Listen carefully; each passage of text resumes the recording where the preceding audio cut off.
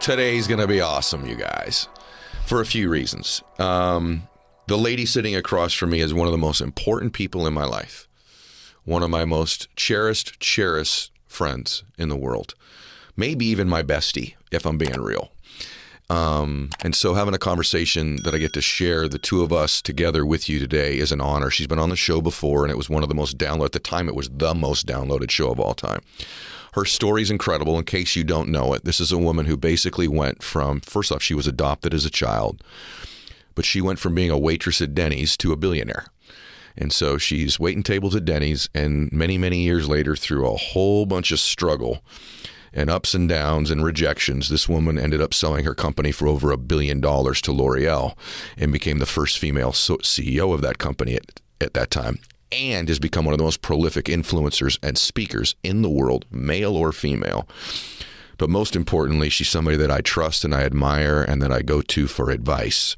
And so Jamie Kern Lima, welcome back to the show. Ed, I love it. Okay, I'm going to start crying before we even, this is a big day, a big episode. I'm so excited and honored to be here with you. So thank you for having me. It's great to have you. And the reason it's a big deal is not only because we're here together, but you all are getting the worldwide announcement and premiere of Jamie's new book that will be coming out in a little while, in a few months, but you can get access to it right now. Jamie's got a new book out. It's called Worthy, and it is going to change your life. And you can get, because you're in my audience and we're such good friends, you were the first people in the world to hear about this book anywhere in the world. You can go to worthybook.com/Ed. And by the way, before we get into this epic conversation, if you go do that right now, you're going to get access to a unbelievable opportunity, which is a event with Jamie and I, just the two of us on Zoom. You can enjoy out of the comfort of your home, and the two of us together will be pouring all our inspiration and strategies onto you if you go get that book right now. So worthybook.com/Ed. Did I do a good job right there? Yes, it's so good. I'm excited, and it's live. I love this idea. Yeah. You and I are going to be live on a Zoom, just you and me with just the people listening and watching right now, and it's going to be powerful, right? It is going to be unbelievable. Yeah. So you're a billionaire, you're a wife, you're a mother, you're a friend, you're a keynote speaker. You do all of these things, and everybody's coming to you for advice and guidance and coaching. Why did you write this book right now? Because like you need another thing on your plate like nobody does. So why did you do this? Self-worth, feeling like you are enough, right? I think at our core, so many of us, men, women, doesn't matter how successful we are, doesn't matter what we've accomplished, right? If we don't believe that we are enough at our core, we'll never be happy, we'll never be fulfilled. And here is this huge epiphany I've had in my life over through accomplishing so many different things I thought would finally make me feel enough, all of that. And what I realized, Ed, is in life, and this is universal, I believe this to my core for every person who's with us right now, in life, you don't rise to what you believe is possible. You fall to what you believe you're worthy of. Wow. And I just, there's a lot of things that, I want or this or that. And I realized at my core, I either sabotaged them or I never went for them because deep down inside, I actually didn't feel I was enough. And so this is a book that is years and years and years and years of the making. It's a book that is packed with stories I've never shared before and lessons that had I not learned them the hard way, I could have never gone from Denny's waitress, as you mentioned, to building $1 billion company because I wouldn't have believed I was worthy of it. Yeah. Right? Yeah. And in life, it's like so many people focus just on, okay, you got to have clarity on your goals and dreams. And that's really important. You have to have clarity. Or, you need to know your why. And that's also really important to know your why for what you're doing or your why for every hope and dream and goal. And it's like, okay, no, now you got to take massive action. It's like you do have to take massive action. But those three things, knowing what you want, knowing why you want it, working really, really hard or taking action, they're important, they're critical, but they're not enough to actually get your goals or hopes or dreams or the kind of life or relationships that you want to happen. Because if you don't believe they're possible and you don't actually believe you're worthy of them, you'll never get them. 100%. Right? And if you get them, but you don't believe you're worthy, you'll lose them or you'll find a way to sabotage them. Gosh, you guys, go back that last 2 minutes. What she just said is a 100% truth. It's 100% true. And just so you all know, Jamie does not brag. You cannot get Jamie to talk about herself. You can go 5-6 hours and we're like, okay, we're going to talk about you today. And 5 hours later, you've been talking about yourself because she's just that way.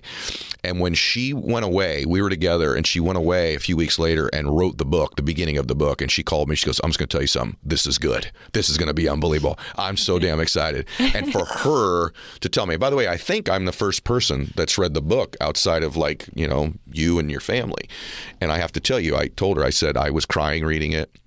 Because there's stories in there about her struggling with her own worth that she's never shared before that are incredibly vulnerable, very courageous stories to tell. And at the same time, Jamie's a tactician.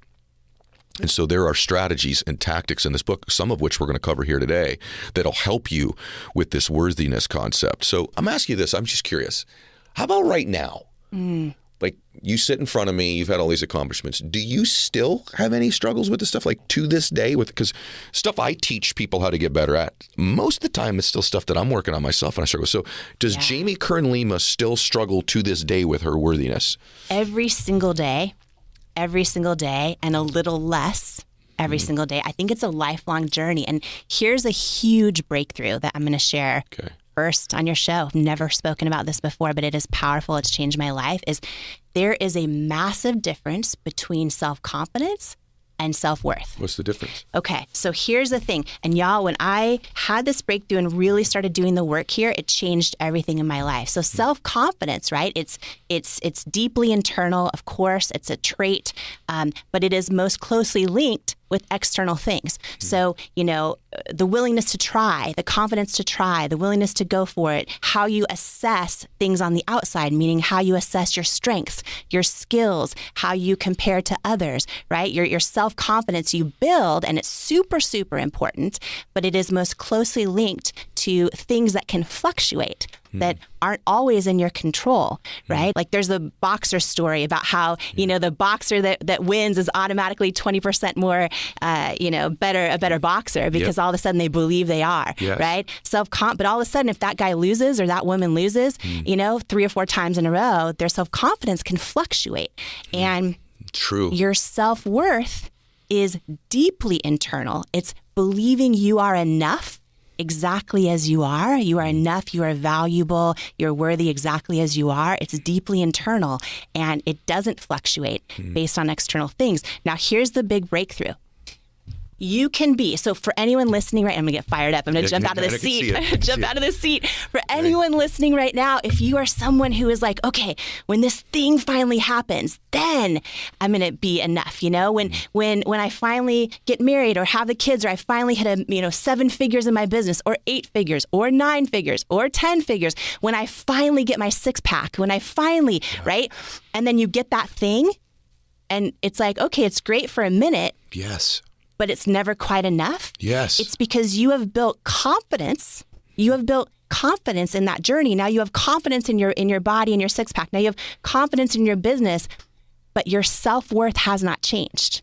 And there are so many people, and this is me most of my entire life, where I thought if I achieve enough, I'll finally feel enough. Yeah. If I accomplish this thing, if I build $1 billion business, if I feel confident in a swimsuit, whatever it is, then I'll finally feel enough. But you can have all the confidence in the world and you will not be fulfilled if you do not have strong self-worth. And that is huge because... Wow. Yeah. Wow. Can I just say something? Wow. You just described me. Yeah. Like even now. Yeah. I've worked, that is awesome what you just flipping said right there. Holy smokes. Because you and I talk all the time. You've never said that to me before. Whoa. So sorry, you guys. So I just want to say this to you. I have really built a lot of self-confidence, but I don't know that I built that much self-worth. And so it is why I haven't enjoyed a lot of the successes that I've had. And to the extent that I have, and you too. Yeah. Man, you are on there. Do you think the self-worth thing for most people is, not all of it, but do you think a lot of it is shaped in childhood from experiences? Because I know being raised by an alcoholic, it's pretty hard to have a lot of self-worth, right? Because I don't think my dad had self-worth. And I think, I don't want to assume everybody knows this. Tell them a little bit about your childhood. And do you think a lot of this has shaped self-worth early in our lives? I know there could be an event later where you're like, I just lost all my self-worth. He left me, or I went bankrupt, or she cheated on me, or whatever it might be. But I do think a lot of it can come from childhood. It can. It's also, though, reinforced our whole life. We're in a culture that rewards when you do things that get external applause. They're almost always tied to confidence or productivity or things that are external. And we grow up believing that if we do those things, we'll be happy. Every single, commercial or ad or most companies are based on you achieving an emotion if you get this thing, but it's almost always external. And then we're raised by families often, whether they're well-intended, healthy or not. We've never learned this. We've never learned this. Where did you get this distinction from? Huge breakthrough, actually, over a really mortifying, embarrassing story I've never shared before, that has to do with Oprah. And by the way, Ed, I want to say this is something I believe affects everybody. I think that, if you really, I don't want to get too granular here because we'll be on for hours, but you think about, look at our country, life, liberty, and the pursuit of happiness. It's something that we have to pursue. It's not like, we shouldn't innately be happy, right? There's so many things all around us. I don't want to get started. I didn't come here to look cute today. Let's go. I'm like fired up. But here's the thing. There's so many things all around us that tell us if we finally get the thing, if we finally are, whatever, then we'll be happy. And I believe a couple things. I believe you need both self-worth and self-confidence, right? Just because you have self-worth and believe you're enough as you are doesn't mean you're now complacent and you're like just chilling, because that's not a recipe for fulfillment either. But if you do not have self-worth, you will never be truly fulfilled, no matter how much you accomplish. So you need both, right? So you need both of those things. And this is why I wrote Worthy, and it's why it's such a breakthrough, because for anyone out there who does not feel like they're enough, and maybe you're really good at hiding it because you are crushing it in every area of your life, or you're just really good at being the strong one, or whatever it might be.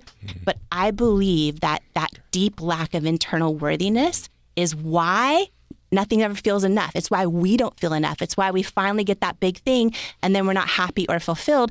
Or it's why we sabotage things in our life because we don't believe we're worthy of them. And so how this happened for me is, my whole life, I grew up watching Oprah in my living room. And that was sort of like, my whole life, I thought one day, I am going to interview other people and share their stories with the world. And I just always knew. And I had this knowing that made no sense, but I just knew I would meet her. I just knew it. And I was like this little girl in a suburb in Washington State. Like everybody else was, right? Yeah, like exactly. Yeah. And when I eventually went, it's a long story that I'll cut because I want to get to the point of it. But I eventually met her at one of her live events backstage. And after meeting her, I wrote her a very long email. And through sheer grace, it got forwarded and she eventually got it. And long story short, she invited me to lunch at her house. So this is, I'm cutting through a lot of how this happened.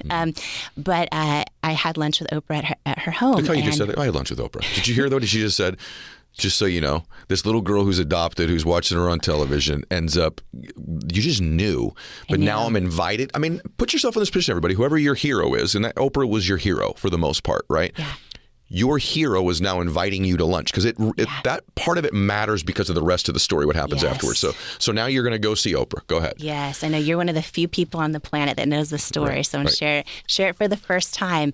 And honestly, it's embarrassing, but sometimes the biggest struggles or setbacks or mortifying moments or pain we go through is like not a setback. It's really a setup for what we're supposed to do. And this certainly was for me. So I end up going to Oprah's house, literally shaking in my boots. But also, I was in this moment in my life. This was about 5 or 6 years ago.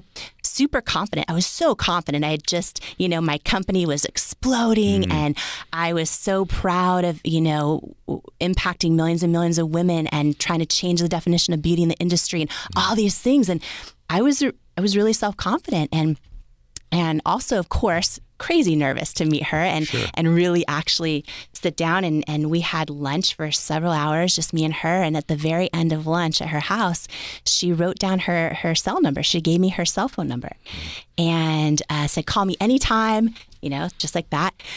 And I left and I did not call her for 4 years. Oh my gosh. I didn't call her for 4 years. And when we talk about sabotaging something, right? Yeah. And anyone out there who has done this in some area of their life, in a relationship, a friendship, a career move, whatever it might be, this was like, for me, the person that, my whole life, yes. Now I have her cell phone number. Right. For 4 years, I would tell myself things like, oh, you know what? Like, I don't have the right thing to say yet, but when I get the right thing, then I'm going to call her. Or, oh, everyone always wants something from her, right? I'd make up the story. I'd tell myself, everyone always wants things from her. I want to make sure she knows I don't want things from her. I'm here for real, true friendship. So I'm not going to bug her. Or I would always tell myself these versions of why I wasn't calling her. And 4 years went by. It's incredible. And I had this huge epiphany. I was like, oh, I'm not calling Oprah because deep down inside, I don't think I'm worthy of being her friend. In spite of all your success. Yep. So at that moment, I realized this was a huge breakthrough because I realized, oh, I have a lot of self-confidence, but not self-worth. Gosh, Jamie. And you can have one without the other. And it's why when you keep accomplishing things or you keep, the thing finally happens, you finally, get that dream relationship, you finally have the kids or you finally have the breakthrough in your business. But you're like, why am I not happy? Why am I not fulfilled? Why isn't it not enough? Huge breakthrough for me. And when I realized it, A, I was super embarrassed, but B, I realized that is my head, my own self-doubt, my own lack of self-worth telling me these things. But in my soul, I know I am definitely worthy of being her friend because I'm a kick-ass friend. Like I'm a ride. You're an unbelievable friend. I'm like, I'm a ride or die friend. Like so I'm like, I know in my soul I'm worthy of being her friend. And that was the moment I decided to call her. It's unreal. Yeah. Now, so by the way, we're going to talk about this, you and I, in our live day with everybody who goes to, by the way, I'm going to just do it because she's my friend, worthybook.com/Ed. And I'm doing it because all of you listening are my friend. And I want you to have this book. I don't come out this hard on books. You guys know this, right? So I'm telling you, go do it. And then you're going to get the time with Jamie and I as well. But in spite of that day, give me something you've done, granular, go granular, that has helped you begin to work on worthiness. Because this distinction, even in prepping for this, the reason I'm doing what I'm doing right now, we prepped, we talked about this, I've read the book, but I don't think I really made this correlative difference between confidence and worthiness. So what's something we could all do right now, a practice or a strategy for growing our worthiness level? Okay, let's dive in. Okay, and two things. We'll get granular now, but the book obviously has so much more. And then when you and I do live, and I want to say thank you for this. I don't think I said thank you off the top, but when you're an author, right? Why are we doing this? It's like I never realized this before I wrote a book, is that when you pre-order the book early, it's a huge gift to an author, because then retailers know, like, oh, there's demand for it. Yeah. Right. And so, it's I just want to do something really, really special for everyone listening. And the fact that if they pre-order the book and they're live on a Zoom with you and me, it's gonna be unreal. Let's dive, we'll go deep into self-doubt, into building self-worth. I'm so excited. So thank you again for that. So, by the way, everybody, she's going to give you a tactic right now, but let me just say one thing to you. This is the only show. This is the worldwide announcement for her book. So I want to ask you, because, Jamie's so remarkable, and what you're going to learn and feel today is so remarkable. Share this episode because it's the way people are going to find out the book's coming out. Right? So please share this episode. You can do it right now and keep listening or keep watching, but give us one thing we could do on our worthiness. Yeah. Okay, great. And it'll go away, by the way. I didn't even say that. Sorry, but this is like something really special just for pre-orders, but it'll go away. So if you want to be live with Ed, grab it now. They want to share it. They're with me all the time. They're going to want to be with you, but okay. Here's a big one for me is changing my relationship with rejection. And this is, for every person listening, when you change and watching us too, when you change your relationship with rejection, you change your entire life. Yeah. You change your entire life. And I think, fear of failure and rejection kills so many dreams. It keeps us stuck. And This was huge for me. And so just to take everyone through a tactical, let's just go there. Let's do a tactical exercise right now, because this is something that outside of this episode, you're going to want to reapply it, spend more time on it, do the work on it. But just right now, as you're listening or watching us, answer this question to yourself super honestly, super honestly.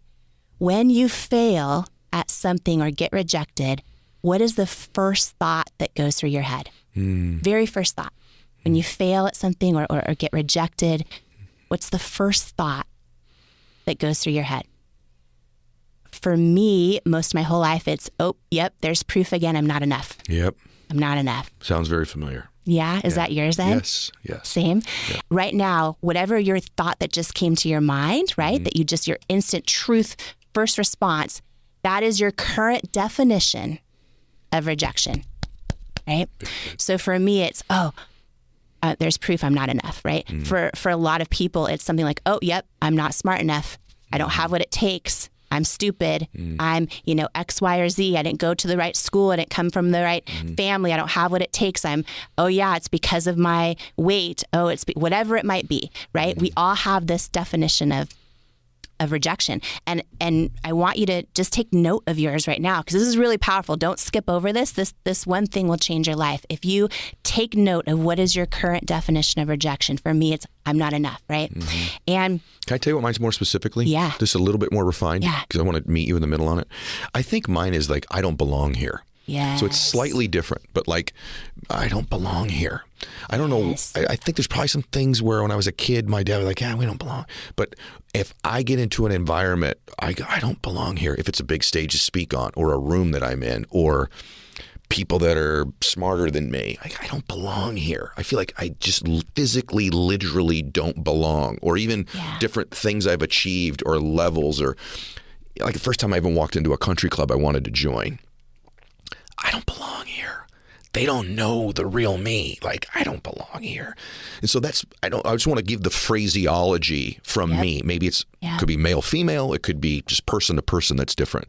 Yes. Keep going. I interrupted you. I just wanted to add that. No, that's so good. I think that sheds a lot of light too because get granular with, for everyone joining us with it right now, just get granular on what that is for you, and by the way, I have another thing. I hope we have time. I want to dive deep on what you just said. I'm going to dive deep in that in a minute with a whole other tactic. Okay, good. But I don't belong here. That's huge, right? I don't belong here. I'm not enough. And at our core, we all want to feel like we're enough and will be loved, right? We all need love and belonging. We all need to be seen and heard and know that we matter. And at our core, that's a huge one. Did you have the belonging thing? I wonder, because you didn't, your birth mom gave you up real early, right? So like, did your the mother who raised you make you feel like you belonged immediately, or did you struggle with that at all? I have struggled with that my whole life. Have you? Yeah. Not feeling like I fit in, not feeling I belong, feeling I'm different. Yes. And maybe you are different, and maybe that's a good thing. It doesn't mean you don't belong, but I am different. You are different. I know you. By the way, those of you that are listening, you are different. That's why you're individually you. Yes. Right? That's the thing that makes you different is your special sauce. Yes. Not the thing that eliminates you from the room or the environment. It's what makes you special to add something to your family, add something to a company, add something to another human being. Is these different things about you? So anyhow, you're going down your treasure. And to add to that, it's your superpower. If you are showing up in this world as your authentic self, by definition, you've never been done before. There's never been another you. Yeah. And we think the thing that is different or quirky or awkward about us is what's wrong with us, but it's actually the thing that's right with us, right? And I don't want to get off on a huge tangent, but like, had I not embraced all the crap that was technically wrong with me, I could have never built a $1 billion company. Like, rosacea is considered a flaw. It's considered something wrong with me. And it's like when I finally started to embrace it and share it and step into it, right? That's when other people felt seen. Yes. I was like, oh, me too. And I have skin challenges or this or that or whatever. And it's like, there's a whole chapter in Worthy about this idea of how you're not crazy, you're just first. I love this. You're not crazy, you're just first. Yes. And And oh gosh, okay, I could talk about that for hours, Yeah, but the lessons around this will change your life. It's why this book just came through me. I'm donating 100% of the proceeds. I'm not even doing this to sell books, but this book will change your life, and I'm so fired up about it. But to get real tactical, okay, back there. So we just did our new definition, your current definition of rejection, which for me is like, oh, yep, proof again, I'm not enough. Yep. For Ed is, I don't belong here, right? And take note of what yours is that came to your mind right now. And step one of literally changing your entire life. Again, when I believe this through my core, when you change your relationship with rejection, you change your entire life, your business, your family, your relationships, your goals and dreams, ever stepping into your calling.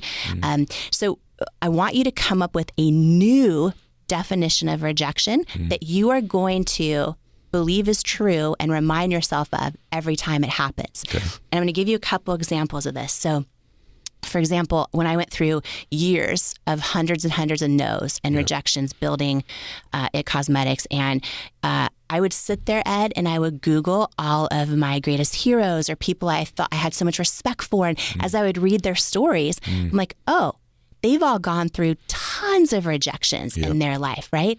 Every single one of them, right? And I came to this realization that the people who succeed the most are also the people who fail the most, because they're the people who try the most and keep going. And so I started telling myself this new definition of rejection, which is, ooh, it's a victory. It means I'm one of the brave ones willing to go for it. Yes. And I started telling myself that every time I'd call a new retailer on the phone and they're like, oh, no, you're not the right fit for us or this or that or whatever.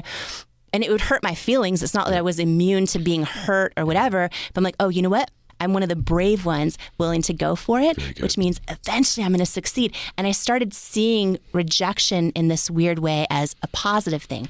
Okay. Another definition that I use a lot is rejection is God's protection. Yes. Right? And I use this one a lot, and there are more in my own life, in my own head, right? This is something I tell myself over and over. There's more stories than I can count where I'm like, and by the way, one example is It Cosmetics. I mean, there was one investor midway through the journey that said, he passed on investing. And I thought we were down to almost bankrupt, right? Yep. We had under $1,000 in our account, which was the company and our personal, which meant we had a few weeks left before we went bankrupt. Yep. And everything was on the line. And I had this big meeting with a potential investor. And you know the story, Ed, but it's so unbelievable. At the end, he passed on investing. And I really was thinking he was going to be like my saving grace. And he said that he didn't think women would buy makeup from someone who looked like me with my body and my weight. And it was a whole thing. And Wait a second. Hang on. Did you all just hear what she said? Okay, I want you to imagine you struggle with worthiness issues. You've been building this company forever. I just want to make sure, because I think what you're about to tell them, the belief system that you took from it, could change the world. So the first thing is, I want to go back. Yeah. Okay. You're not crazy. You're just first. I want everyone to just digest that. I want you to hear what this woman said. Who knows about this stuff? You are not crazy to be pursuing your dream. Yeah. You're just first. Yep. And you're probably first in your family, which is why they're the ones who think you're the craziest. You need to accept this. Yeah. Okay. There's a profound, Jamie has this ability to say profound, deep things over and over again, hundreds of them. And she doesn't know. You are not crazy. You're just first. And your family's probably not going to get it. And even in your own company, maybe they're not going to get it. And so that's okay. The second thing is, this woman's struggling with worthiness all of her life. She's getting rejected like crazy, up and down. She's also struggled, one of her worthiness issues is she had rosacea. She struggled with body issues all of her life, if we're going to get really real with Jamie, okay? Yeah. She's had body issues. So imagine your biggest insecurity is probably that. It's physical, okay? She's this gorgeous, beautiful woman, but she doesn't know it. And so her number one insecurity is probably her body issue, at least operating out in the real world. She goes into this meeting needing it. She's down to $1,000. He not only rejects her, He says to you, I'll let you say it again. Yeah. He tells her the very reason I'm rejecting you is the very thing you think about yourself the most deeply. I want you to imagine this. So go ahead. Yes. And we had gone through meeting after meeting. We went through the diligence phase. We were so close with this potential investor who was the head of a private equity company. And in the final meeting, it was in person. So he's about 3 feet from me. Paula, my husband, was on the other side. And he says, congratulations. You should be so proud of this product and what you've built, but it's a no. We're going to pass on investing. And when I said, can you tell me why? Yeah. It's usually feedback's a gift. And he got very quiet. And he says, you want me to be really honest with you? And I said, yes, please. And he said, I just don't think women will buy makeup from someone who looks like you with your body and your weight. And 2 things though, Ed, okay, because rejections and the pain that they cause can take us out. They can take us down. They can take us out. We can keep replaying them over and over and over in our heads. And by this point, I had so many rejections. This was just one that I thought was going to be my saving grace that had he said yes. And I remember after I cried in my car, I remember telling myself rejection is God's protection. And I don't know how this is going to be God's protection. I don't see it now. It doesn't make sense to me now. I needed it to be a yes now, but I'm going to choose to believe that, because if I don't believe that, it's going to take me down. I'm not going to get back up and keep going and embracing more rejection and more rejection and more rejection and more rejection, right? And here's what ended up happening. I didn't hear from that guy for 6 years. The day that L'Oreal bought my company for $1.2 billion cash, because they are a public company, it was all over the press, right? Homepage of the Wall Street Journal, everywhere. That was the first time I heard from that potential. In 6 years, he said, congratulations on the L'Oreal deal. I was wrong. Gosh. And what I wanted to say to him, Ed, was, did you ever see Pretty Woman? Yes, the character's Edward. Of course I saw Pretty Woman. I love that movie. So when they wouldn't help her in the store and then she goes back later, what I wanted to say to him was, big mistake. Huge. I can give you 1.2 billion reasons why it was a huge mistake, but I kept it classy. I didn't say that. But here's my point in this. Had he invested, it would have been the most successful investment in his firm's history. But guess what? I was so desperate at the time, Ed. We probably would have given the majority of the company for almost no money, right? Because he didn't believe in me. When we sold to L'Oreal, I was the largest shareholder. So it's like, rejection is God's protection, and sometimes we don't see it when it happens. And so that's one. Can we say something on that too? Yeah. Okay. So because her and I talk about these things all of the time. First of all, it's one of the most unbelievable stories ever, and I've heard it many times. A few weeks ago, I went to watch Jamie speak. I'm in the front row. Obviously, I'm rooting for my friend. But I got emotional again. I started crying again. And actually right now, if I'm not careful, I will, because I'm picturing this woman who all of her life has struggled with worthiness. And then to have someone hit you right where he's hit. But rejection is God's protection is one of the fundamental beliefs I've never heard said before, that if you adapt and adopt that belief in your life, it will change your life. Here's how much your relationship with rejection matters. My children, both, you get that stage, Max and Bella. Both of them are, hey, they're in college, you're getting ready for their careers. And Max's son said, maybe I'll follow in your footsteps, Dad, get into sales in the beginning. And I said, Max, the whole key, if you're going to go into business for yourself, is your ability to deal with rejection. It's the number one thing. Can you deal with rejection? And what's the story you tell yourself? Because it's not the stories of our life, the events of our life that define it. It's the meaning we attach to it. Our friend Earl McManus had a great post I saw today, by the way, Jamie, where he said, emotions only store in our body when they're attached to a story. So if there's no story, you've had a lot of emotions in your life that don't stick because you didn't attach a story to it. But when you attach a story to it, so that story you tell yourself. So you take it a step further. This is an all-time moment on podcast she's about to give you, just so you know, guys, okay? So not only is rejection God's protection, but what else did you eventually uncover that you realized about what God was doing on your behalf in that rejection in terms of hiding something from him? You guys listen.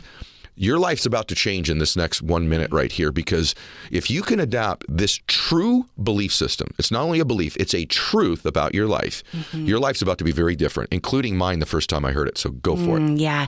If you're someone that, you are holding on to pain from a past relationship, a past failure, mistakes that you've made, someone who did you wrong, somebody, the job you didn't get, the thing that's not going your way, whatever it might be, the partner that screwed you over, whatever it is, right? This definition of rejection is probably the most common one I apply to my life right now, almost every single day, Ed, because sometimes, you know what? A friend doesn't invite you to coffee or include you in a group, and it hurts your feelings, right? Whatever it might be. This is now what I believe most commonly when rejection happens in my life. I imagine my creator, God, saying, oh, no, you weren't rejected. I hid your value from them because they're not assigned to your destiny. Gosh. And I believe that, right? When things don't go my way right now, when someone, doesn't give me the thing or want me there or include me in the room, whatever it might be, or doesn't get me for some reason. Have you ever tried to make someone you want to connect with them so bad, you want them to like you and they just don't? Whatever it might be, I believe this through my core, and it has changed my life, that I always now hear God saying to me, oh, no, you're not rejected. You weren't rejected. I hid your value from them because they're not assigned to your destiny. It's one of the all-time greatest things I've ever heard. And I wish every human being could hear it. And I hope you share this, everybody, this episode. Yeah. I want my daughter to know that. I want my daughter to know it so badly that when you walk in a room and a boy doesn't notice you like you'd like them to, or you don't get invited to something, or you get rejected in a sale down the road in your life, or if you're in a relationship and somebody leaves you, God had started to hide your value from them. Yes. And I'm telling you at 52, and Jamie can tell you as a much younger woman than I am, but having a lot of success in her life, it is so profoundly true that that's what God's doing. He is protecting you in that moment by either hiding your value or taking the perception of your value away when they once did. And sometimes in life, to get you out of a relationship or out of a company or out of a job you have and you've been fired. Yes. You've been fired. Yes. Maybe they used to value and now they don't. And God's removed that value from them to protect you. Yes. It's so beautifully true. I didn't mean to interrupt you, but I just want to say it. It's so true. Yeah. And I love what you said earlier. Share this episode with anyone who needs to hear this. How has serving people helped you? It's not in any of the things we were going to talk about, but, probably more than anybody and certainly in your case, more than anybody I know, like we're really doing whatever this is we're doing for service for you and I. Neither one of us financially have a need to do it. I gave away all the proceeds from my book. You're doing the same thing. Yeah. How is service to other people changed your life or created more bliss in your own life? I just want to know that, because for me, I feel the most worthy oftentimes in my life when I'm in the service of somebody else. Yes. I actually feel worthy. I don't always feel worthy that I'm capable of doing it. But when I'm in the effort and attempt to serve somebody, I feel more connected with my own worth when I'm serving another person. Yeah. So in the book Worthy, there's a whole chapter on fulfillment, right?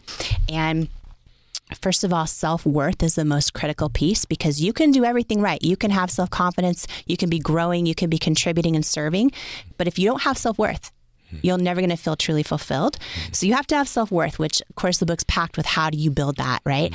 But then you also need self-confidence, and you also need growth. You need to be growing, stretching, like in some area of your life. And it could be simple things like growing in your faith or growing in your golf game, right? It doesn't matter what it is. You have to be growing to feel fulfilled, but you also have to be contributing, meaning doing something bigger than yourself. And a lot of people miss that. They think, if I just make enough money, if I just have enough people love me on social media, if I just whatever it might be, if you are not contributing, you'll never feel that deep source of purpose and fulfillment. And two big ways on how how do I contribute? I have nothing to offer. So many people think that, right? And you and I have a friend, Rory, that always talks about how we're best positioned to serve the person we once were. And another way to put that is, so often the pain we've gone through, the setbacks, the things that sucked, right? It's like when we're able to then use those and help other people make it through the things we've gotten through.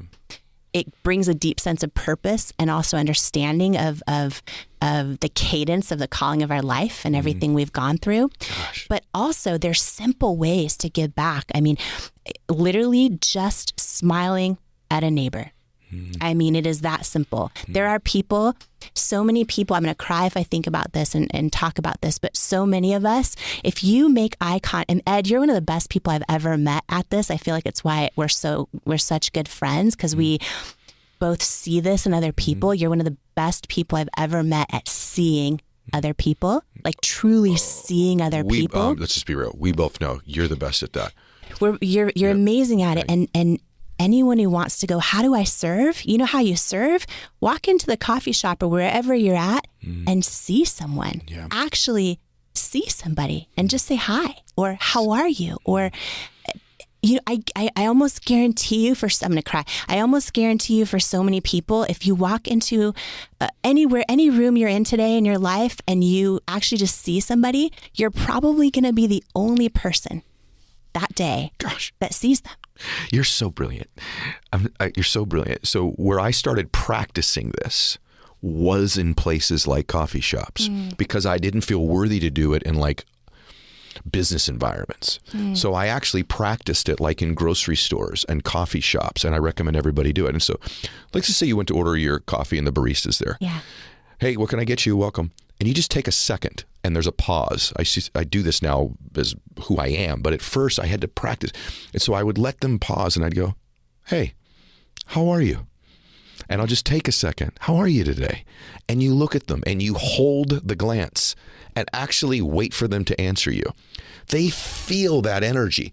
And the first few times I did it was awkward. And then I went, wow, I get the added bonus to my coffee today. I connected with this human being. Yes. And as I'm walking out, I felt better. I know they felt better, but I felt better. Yep. What I didn't know until I read your book is I actually felt a little bit more worthy. Yep. And then when I went into business meetings, I had a little bit more of the worthy bucket filled up. Yes. Because I did exactly in the exact environment. You go to a cashier at a grocery store. How are you today? And you actually listen and say it a little slower. Hey, how are you? That's not the same thing as how are you? Yeah. And they feel you actually want to know and you care. Yes. Slowing your life down like that. You're like, what's that got to do with business? I don't know. Best person I know at doing that is you. You said I'm the best person you know at doing that is me. And we're two of the richest people in this entire space. So there's some correlative property to it to business as well, right? There's got to be. And two things happen. You see that other person. So now all of a sudden you're in service to something bigger than yourself.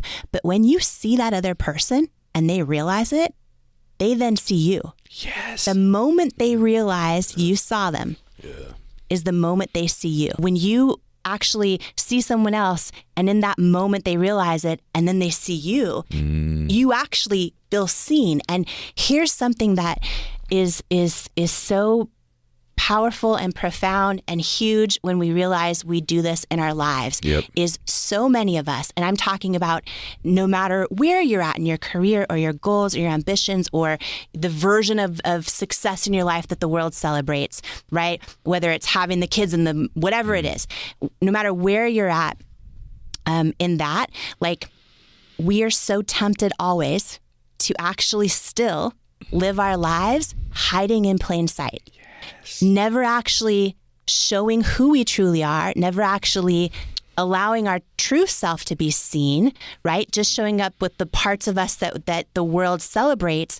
And we start creating barriers of disconnection in our lives. But more than that, right? And we wonder why we're not fulfilled in relationships. But more than that is we create a barrier of disconnection with ourselves. We don't actually see ourselves. And just to give this analogy, for everyone listening, right? For you, for me, for everyone watching us, is maybe you remember the moment as like a little kid in class, and think back to when you were a little kid, maybe 3, 4, 5, 6, 7, 8, the very first moment when you knew the answer, but you decided for the first time ever not to raise your hand because you thought, well, what if I'm wrong? What if I get made fun of? What if I no longer belong after I do that? And that is the for so many people, the moment that self-doubt starts to set in, the moment we become aware of these things, the moment we start to shrink our self-worth and our self-confidence. And so that moment we start hiding in plain sight. And then what does that look like today as an adult?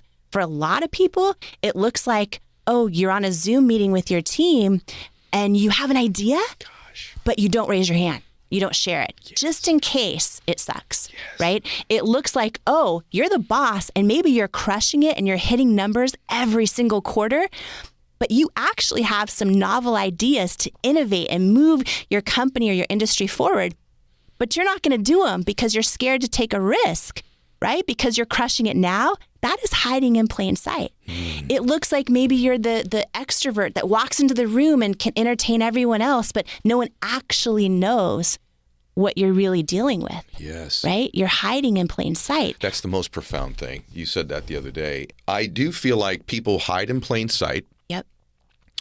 By the way, ask yourself, am I doing that? Yeah. Am I playing small? Am I shrinking? Do I not raise the proverbial hand in so many moments in my life when I could step forward and take my power? And to add to that too, Ed, is when you ask yourself this, right? What are the ways you're hiding in plain sight in your life? And it might be in work. It might be in your romantic relationship. It might be in your friendships. Do you know how many people feel like they've got to play a part to fit into a friend group?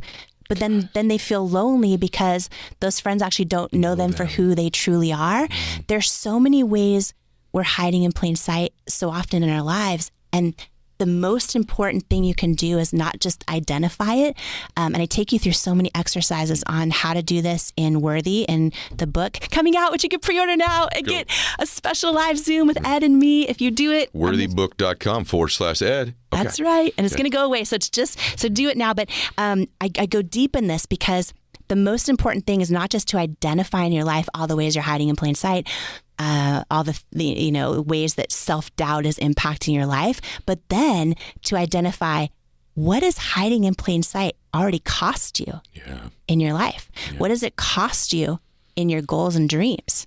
What does it cost you in the depth of connection you have in your relationships and in your friendships, right? What does it cost you? Mm-hmm. And then when you really go through the work of going, what will it cost you 5-10 years from now if you don't change? And you start really opening your eyes.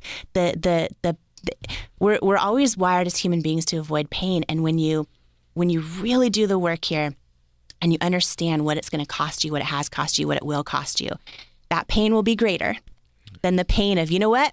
I might get rejected, I might lose some friends, I might be embarrassed, people might not get me, but I'm not going to hide anymore. Yeah. I'm going to show up and I'm going to be seen. Like not just the parts of me I think I need to be, but like the true parts of me. I am so blessed to have friends like you who sharpen me all the time. That is so, so, so important. And also, you don't need to hold out for a hero in order to go after your dreams. You don't need it. It's an excuse. It's a lie. It is an indication of unworthiness to believe that we need somebody else before we're enough. Yeah. Or once that, person shows up and I'm married, then I'll be enough. Yeah. Once I have kids in my life, then I'll be enough. Once I get that dream mentor, then my business will take off. Yeah. All of it is a lie. It's a lie that leads to self-doubt. Yeah.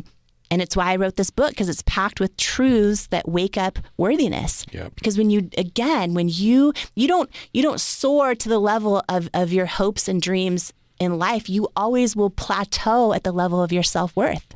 Yes. And when you get that right, it changes everything. And by the way, I'm getting so fired up, not to go into the personal growth world or anything, but so what I realized is so much of the work you hear thought leaders doing around overcoming limiting beliefs, you might have a limiting belief that you'll never make a lot of money, or you're too young or too old, or whatever it might be.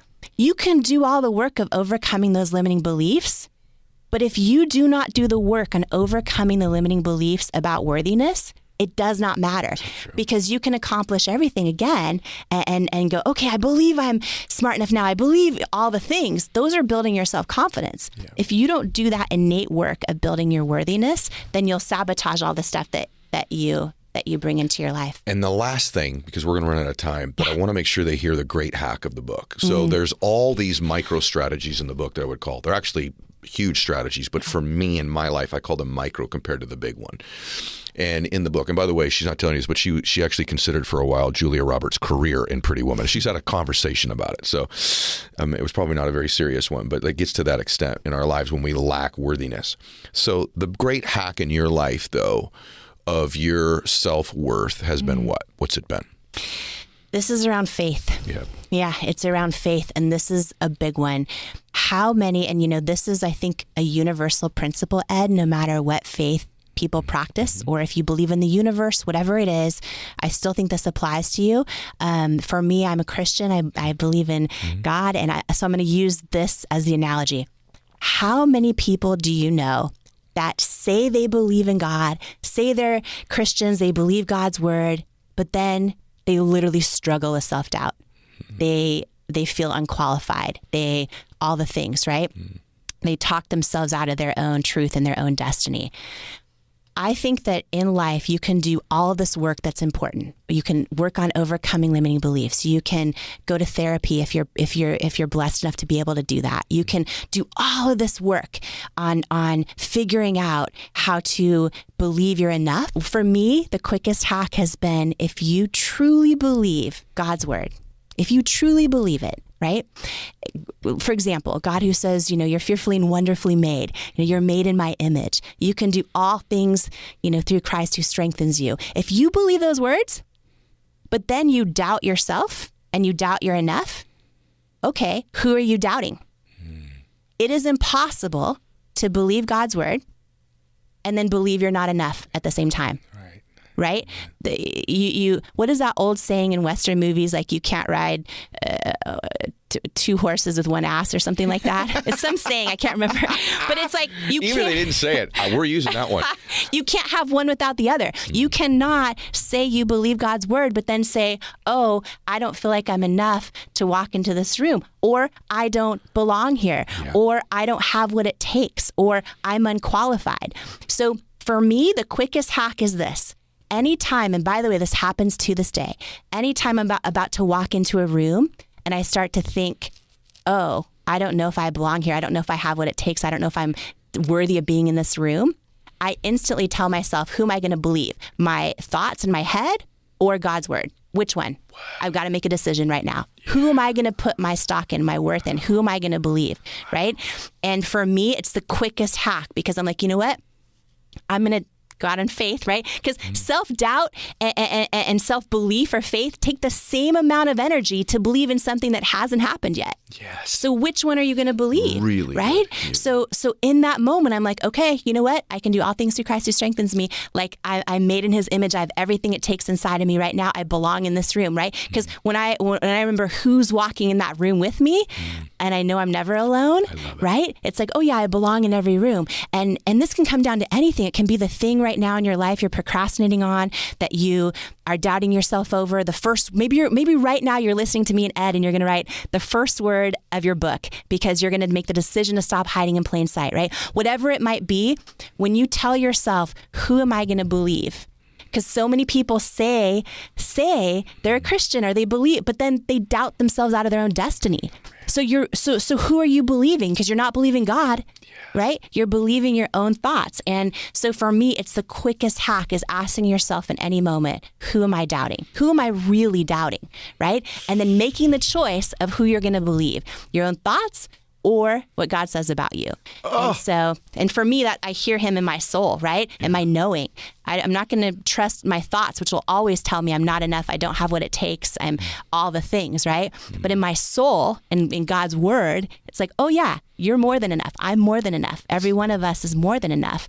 We're fully capable, fully qualified to walk into any room. We have what it takes. You know what I mean? And by the way, I believe when you listen to that and you walk into that room, even if it becomes a disaster, even if you fail and fall flat on your face, even if things don't go your way, I don't believe it means that knowing is wrong. I think it means that you either learn your next lesson you needed to learn, right? Your next lesson. So it's either your next right step or it's your next right lesson. And I believe when we trust that, it's how I've gone from Denny's waitress to building $1 billion company to enduring hundreds and hundreds and hundreds of rejections along the way. And people not just saying you're not enough or you're not the right fit, but like not come back later. No, it was like, no, don't come back ever. A lot of the stores, right? Please. But it's like believing this and believing it, making the decision, not just to believe it's possible, but to believe I'm worthy of it, and using a lot of the tools I've never shared before. They're in this book, Worthy, for the first time ever. It is how I kept going. It's how I learned to believe I was worthy of some of the things that finally actually happened, and then learning to enjoy them on the way. And when I taught the course, Oprah did call me. The first time I called her, by the way, it went to voicemail. I was like, oh, I waited 4 years and it went to voicemail. But we did talk on the phone, and she has called me, and I had the blessing and gift and honor of teaching the Life You Want class alongside of her recently on resilience. And I think about the awe of what that is, but that it almost didn't happen. Unbelievable. Right? And think about the things in your life right now that if you do not change your relationship with worthiness, may never happen. You're right. Right? Yep. And that is what this book is about. It's so good. And by the way, your whole life changes when you believe you're worthy. Yes. And you know what you just said about, I'll say two things on this, and then we'll put a bow on it. It was literally exactly what I knew we were going to do today. But my mother-in-law changed that for me. She says, Eddie, either you believe God's present in your life all the time or only some of the time. Which one is it? And I said, well, it's all of the time. And she goes, so when you give that speech that you don't believe you're worthy of, he's with you. When you walk into that meeting, he's with you. Yeah. Anywhere you go, he's with you. And that's given me the comfort and the strength in my life to feel worthy. So you're 100% right. And in those times where I have failed, and I did make a mess of it, even though he was with me, I now know from you that what he was doing in those days was collaborating with me to hide my value from them that day. And he was protecting me, and that was God's protection. Those rejections were God's protection. So many things. You're not crazy. You're just first. Rejection is God's protection. The part about him hiding our value from them until the right time or the right person is the greatest protection of our lives. And that belief system is true. And this notion of all the different hacks, but especially the idea that if you believe in God, whatever that version is for you, is God with you all of the time or only some of the time? And you know that he's with you all of the time, or she is with you, depending on your belief system. So I am glad you were with me today to share this time, because I know it's reverberating around the planet right now. So thank you so much. Thank you. And you guys, if you want a little bit more time with her and I, go to worthybook.com/Ed, grab a copy, and that's all you got to do. That's it. That's the whole commitment. You want to get a bunch of them, get a bunch of them. But if you go there and do it, you're going to be spending some time with just Jamie and I, where we can dive even deeper than we did here today. So I hope that you all always downplay anything you're part of, by the way. This is a big deal. Let me just say this for a minute, because I can talk about you way easier than me. This is a huge deal. You're doing this. You are going on a live Zoom. This isn't a huge event with hundreds of thousands of people. This is a live Zoom just for anyone on your show right now who pre-orders, or anyone this. You share it with. Or anyone you share it with. That's the thing, Ed. If you, for everyone listening, if you know someone, whether it is the girls and women in your life, but also the men, anybody who at their core, if they truly believe they were worthy, they'd be unstoppable. Yes. Share this with them, because this is really special. And it's, we're doing it, when you pre-order it, it's such a gift to me as an author, and I'm donating all the proceeds. It's more just about, I want to get this in as many hands as possible. I believe this is a movement. I believe it's no person left behind. If we had a world where people actually believe they're worthy, oh my gosh, we'd sure treat each other differently. Yes, too. We would sure treat each other. Yes, but thank you, Ed. I want to say thank you for doing this. You being on a live Zoom with everyone and me is a big deal, and it's going to be so powerful. And I'm excited for everyone who's going to join you and me who pre-orders now. It's going to go away, so do it now. Do it now. And thank you for joining us here today, especially you guys, because I'm grateful that you're here every single week, and I know that every week we do something to inspire or change your life. And there's so many things that were said here today that I think some of you will never forget, that you need to carry with you throughout your life.